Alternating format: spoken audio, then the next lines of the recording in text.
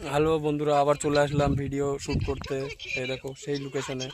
তোমাদেরকে বলা হয়নি যে এই লোকেশনটা কোন জায়গা। এটা হলো বানেশ্বরপুর থেকে একটু ভেতরে আউলডাঙ্গা। এখানে একটা ভেরি আছে, খুব ভালো লোকেশন। এখানে আমরা এখানেই ভিডিও করি, তাই তো রিন্টু?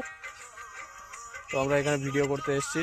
তোমরা যারা যারা ভিডিও করো তারা এই লোকেশনটা ট্রাই করে দেখতে পারো ভিডিও করে। লোকেশনটা হেভি। লোকেশনটা আমি তোমাদেরকে দেখাচ্ছি, দেখো।